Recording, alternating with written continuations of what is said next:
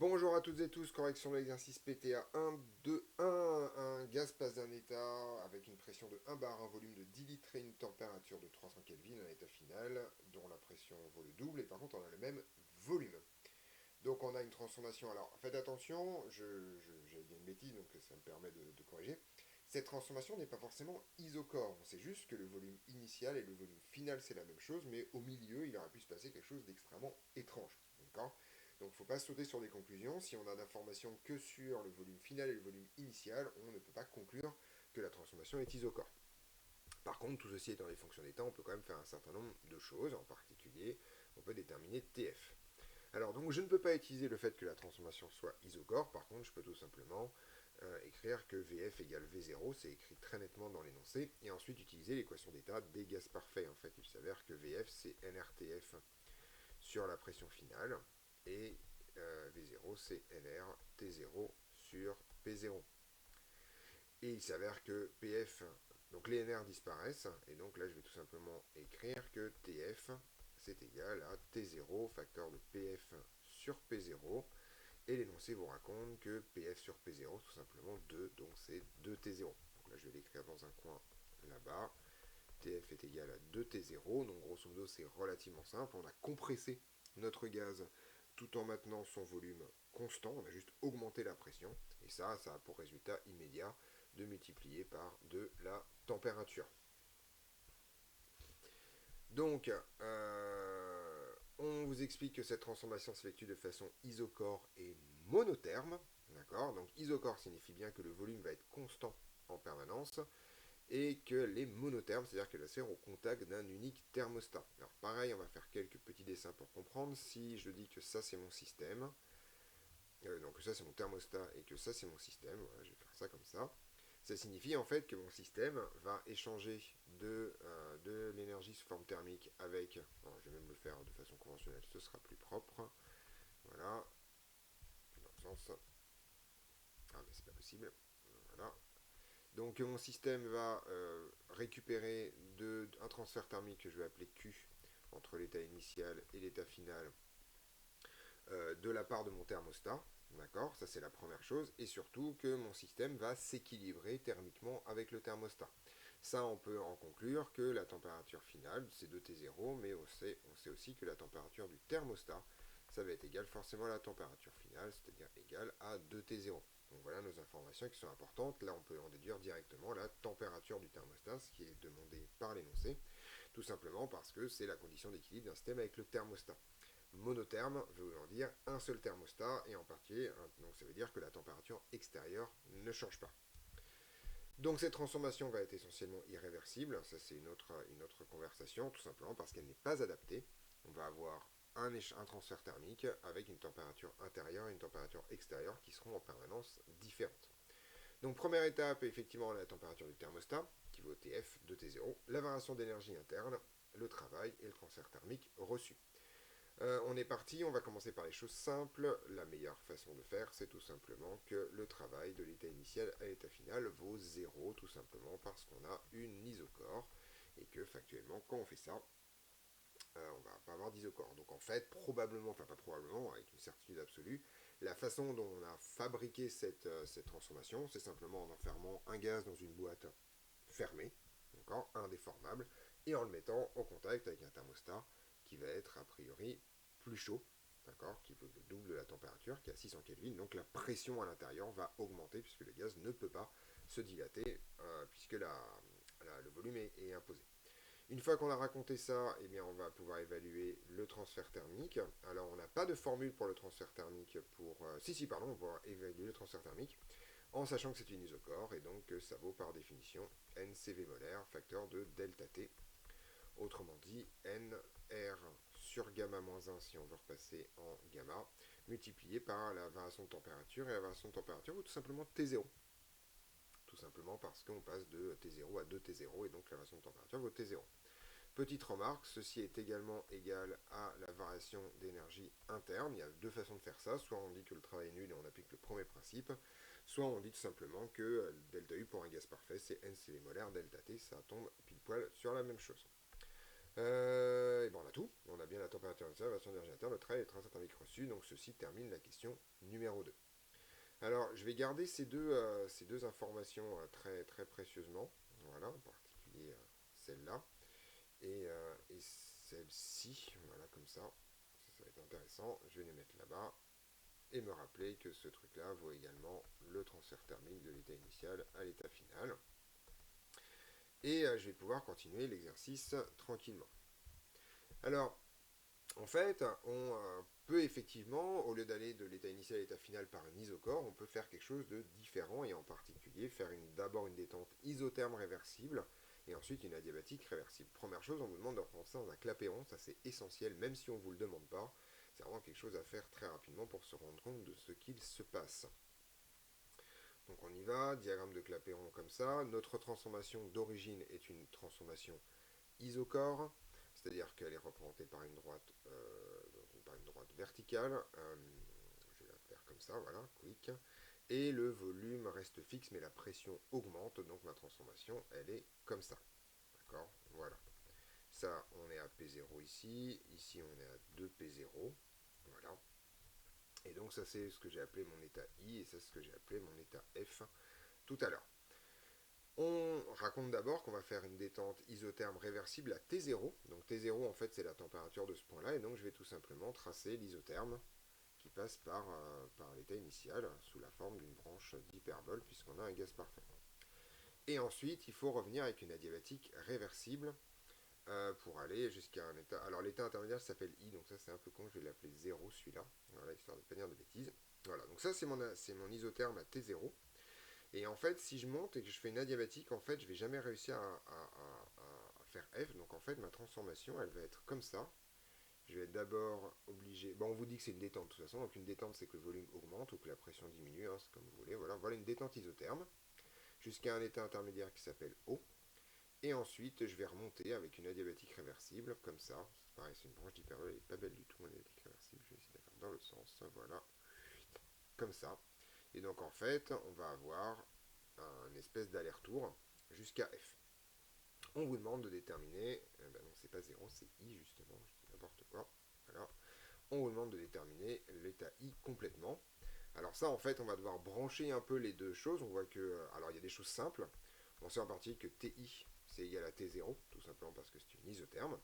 Et ensuite on va utiliser les relations de Laplace pour faire ça, en particulier le fait que TO VO puissance gamma moins 1, c'est égal en fait à TF VF puissance gamma moins 1. En fait, je branche ce point-là et ce point-là ensemble via les relations de Laplace, puisque j'ai une adiabatique réversible d'un gaz parfait. Il faut que j'arrête de rayer les choses, voilà, comme ça. Je connais tout dans cette histoire, puisque je connais T0, je connais TF, et donc la seule chose que je ne connais pas, c'est V0. En fait, V0, ça va donc tout simplement être égal à TF sur T0, multiplié le tout à la puissance 1 sur gamma moins 1 et multiplié par le volume VF. Alors ça c'est pas compliqué non plus. VF en fait c'est égal à... Alors c'est... Oui, ça c'est pas V0. En fait je dis des bêtises. C'est VI ici. Voilà, et ça c'est VI. Et VF c'est égal à V0 et TF sur T0 si je ne me trompe pas c'est 2. Donc ça fait 2 puissance 1 sur gamma moins 1 multiplié par V0. Voilà la valeur de VI.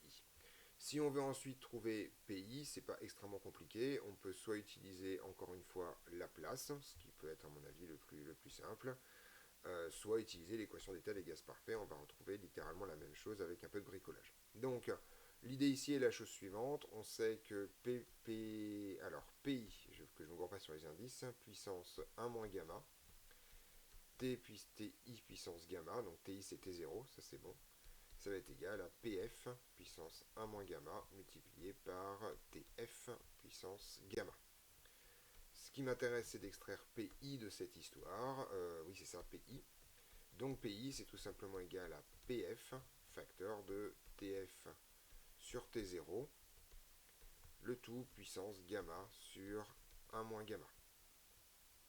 PF, c'est tout simplement 2P0. Et TF sur T0, c'est 2, donc multiplié par 2 puissance gamma sur 1 moins gamma. On peut, voilà, bon, on constate que PI est plus petit que PF, ça c'est normal puisque ce truc-là est négatif.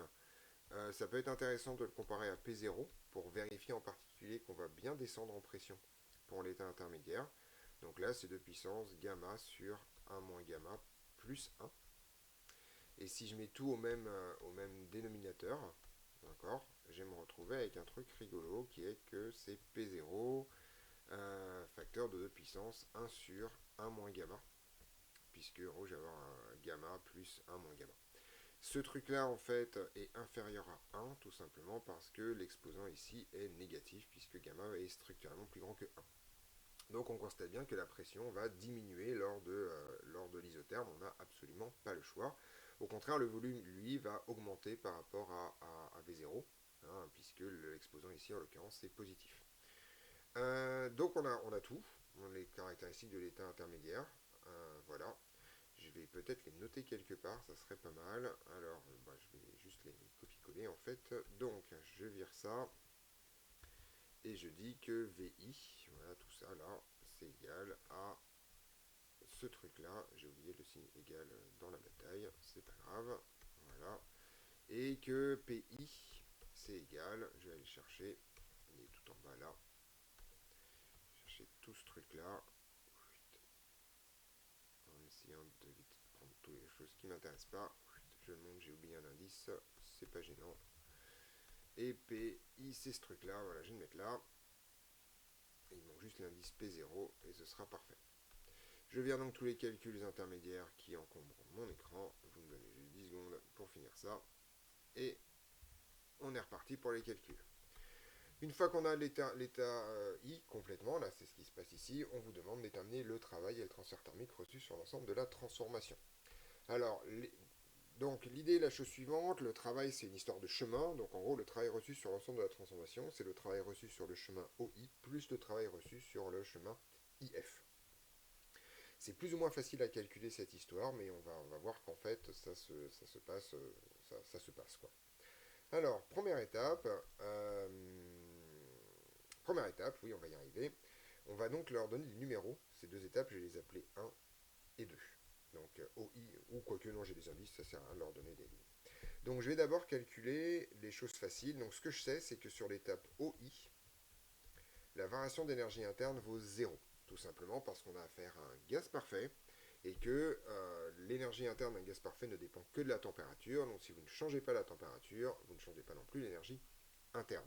Donc là, c'est un truc à retenir. Hein. Iso-énergétique d'un gaz parfait, c'est équivalent à isotherme d'un gaz parfait. Il est donc a priori facile de calculer le travail pour une raison très simple, c'est qu'on vous dit que la transformation est isotherme réversible. Et ça va être assez sympathique. En particulier, le travail donc de O à I, ça va donc être égal à moins l'intégrale sur la transformation OI de P extérieur dV, pas de problème.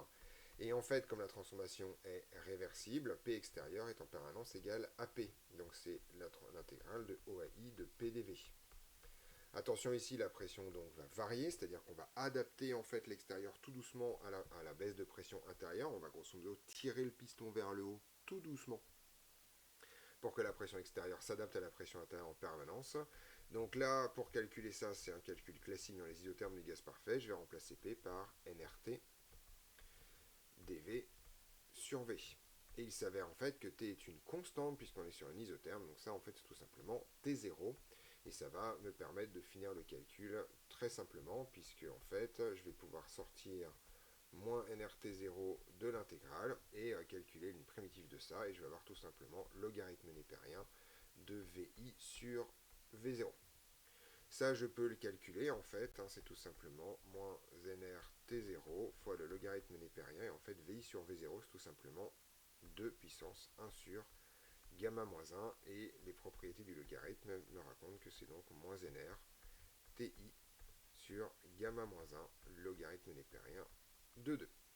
Voilà mon travail, et petite remarque, c'est aussi l'opposé du transfert thermique par application du premier principe, puisque la variation d'énergie interne est nulle.